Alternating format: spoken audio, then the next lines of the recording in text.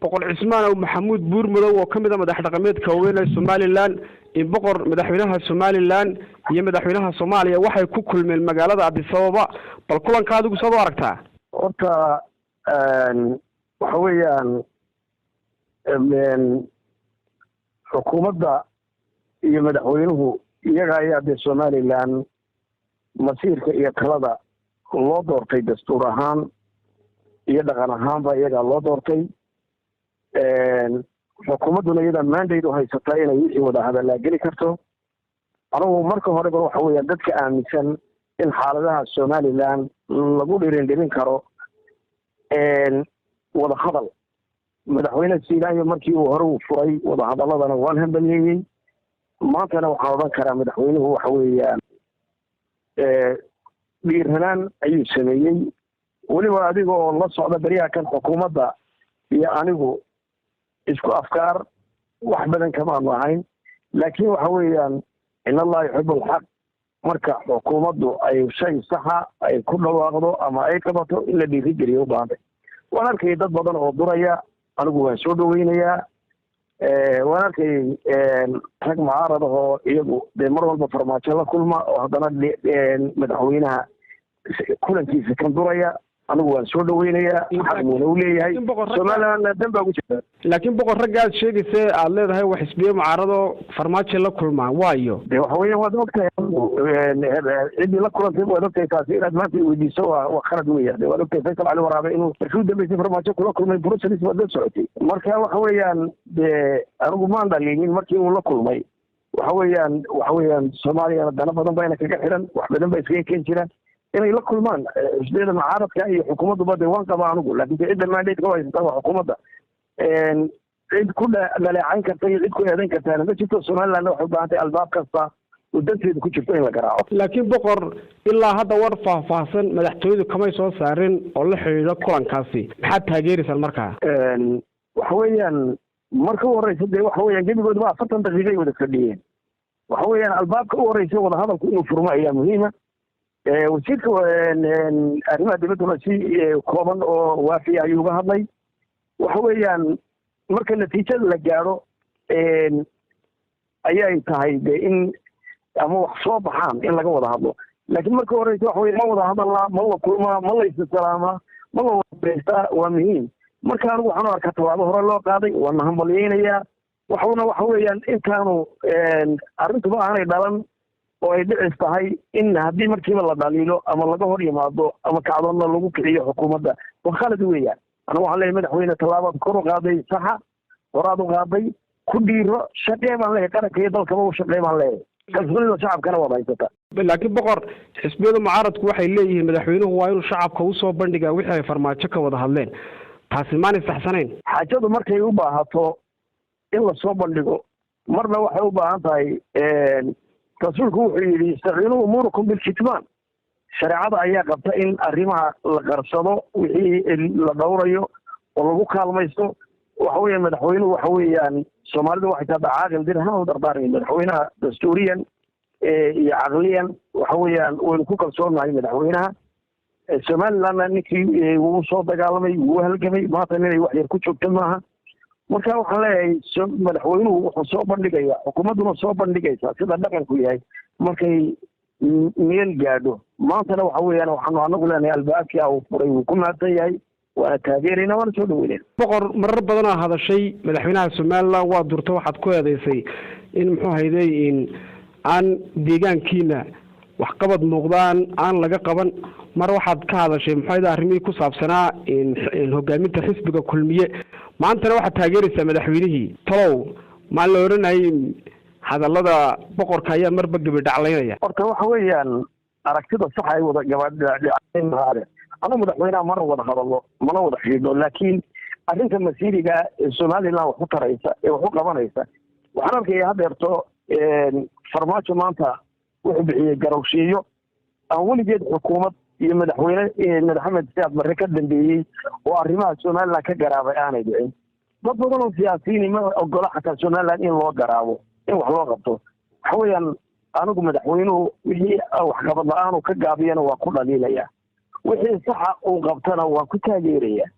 marka ma aha caqliyadda madaxweynaha haddaad kale siyaasad tihiin ama xukuumadda aad kale siyaasad tihiin ama markaa adiga albaabkiisu aanay ku furayn oo aydan wada hadlin mar walba inaad ku taagnaato oo waxun ka sheegto ama xumaan ka sheegto laakiin wanaagsan uu keeno caqliga iyo mandaqa saxa iyo waxa weeye wixii wanaagsan iyo loo baahan yahay in lagu dhiirado madaxweynuhu dhiiranaan buu sameeyey raganimuu sameeyey ku dhiiraan leenahay waana ku barbartaagana wixii sax farmaajo madaxweyne farmaajona waa ku hambalyeynaynaa go-aankaa gaadhay waan arkayay dad ficil qaba uga hadlaya somaliland iyo shacbigeeda iyo s n m dowladdii somaliland soomaaliya way isdileen waana fideen mana ciil qabaan laakiin maanta waxaa loo baahan yahay arrinkan lagu jiro in laga baxo ictiraaf la-aanta iyo soddon sannadood meel cidlaa in la fadhiyo aanay ahayn in somaliland jiho waxqabad iyo horumar loo jiheeyo siyaasad furfuran la furo somaliland dad badani way qayliyaan waad arkaysa shalay madaxweyne siilaayo markuu imaaraadka uu wax la geliyey waa la qaylinayay maantana waxqabadkii iyo khayraadkii markii la arkay way wada hambalyeynayaan annaga waxaan leenahay madaxweyne muuse biixi uma baahna maanta in lagu mucaarado wadahadalada in laysku berbertaago u baahan yahay madaxweynaha soomaaliyana waanu ku hambalyeynaynaa waxa weeyaan raganimuu sameeyey dhiiranaan aan madaxda koonfureed looga baran buu sameeyey waxaan leenahay shacabkaan u tumaynaa waana soo dhaweynayna markaa ilaa imika qaabkeebad u aragta aduu siyaasadda uu madaxweynaha somaliland dalka ku hogaaminaya saad u aragta adu madaxweynaha somaliland wax badan oo haddii alabaleeya ila meeraysaana dee dadku way ku arkaan oo aanu dalka meella u wadin laakiin maanta waxa qabaabay ila meeraysadii inuu ka baxay oo hore u dhaqaaqay maalintuu dee ka baxanaya inan odhan nala meeraysa baan leeyahay anigu maalintuu ka baxo ila meeraysadana aan taageero maalin wax badan oo aanu docno u saarayna uu la warwareegayana waynu aragnaayo haddii aan laba leeyahay adaygun uu kaga talinayo marka anigu waxaan leeyahay wixii uu xukuumaddu ka gaabisana ha ku dhaliilo arrimaha uu wax ka qabanayana dee inagu lafteenu inan odhan nala meerayso waxaa taagan boqor arrimihii doorashooyinka somaliland oo u xaniban gudda doorashooyinka oo xisbiyada mucaaradku dureen bal arrintaa doorashooyinka ee weli aan dhanna u dhicin maxaad ku talin lahayd waraan u arrinkaa horaan uga hadlay raggan joogaa waa rag sharci ku fadhiya waana rag la doortay waana rag qaanuun ku fadhiya golaha guurtooda kordhintay kordhiyeenna waa sharci waxa weeyaan baarlamankuna sharci buu ku fadhiyaa anigu waxaan leeyahay saddexda xisbi ayaan dadka meella u wadayn saddexda xisbi aan isku badaro ayaan dadka meella u wadayn iyagaa laga rabaa shacbiga iyo ummaddu wixii ku adkaadana inay kala tishadaan o hadda nala furdaamiya shacbiga yidhaahdaan boqor waxaa weli loo xaniban yahay bay ku leeyihiin guddidii doorashooyinka somaliland oo xisbiyada mucaaradku waxay si gaara uga cabanayaan cabdirashiid riyaraac oo guddidu u dooratay guddoomiye labadii xisbi mucaarad ee u cidiye wadani labadeeda xumeed gudda doorashooyinka way iska casileen maanta maanay munaasib ahayn cabdirashiid riyaraac iscasilo adeer cabdirashiid riyaraac waxa weeye dee sharci buu ku fadhiyaa sharci markaynu ku wada hadlayno iyo nidaamkiisa horena waan uga hadlay haddaanay sharciga ku kalsoonayn xisbiyadu oo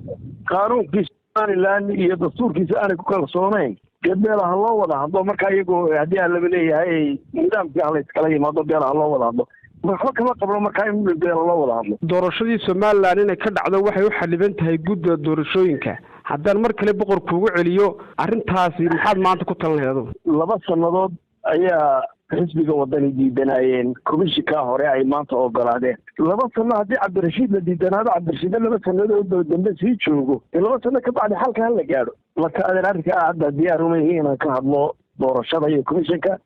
somaliland haddii la doonayo waxa weeyaan wadahadalka saddexda xisbi qaran iyagu ha isu tageen ha wada fadhiisteen arrimahooda hadda weeyeen doorashada shacbiguna inuu footeeyo iyo inuu doorashada galo waa u diyaar nimankana waxa weeyaan doorashay ku yimaadeen iyo si sharciya u yimaadeen fadhiyaada boqor si ay doorashooyinku u dhacaan adigu marna cabdirashiid riyaraac ma kula talisay inuu iska casilo xubintan gudda doorashooyinka maya kulama talinaya inuu joogo baan kula taliyey waayo wax lagu diidan yahaan garan waaye marka ii caddaato wax lagu diidan yahay waa la talinaya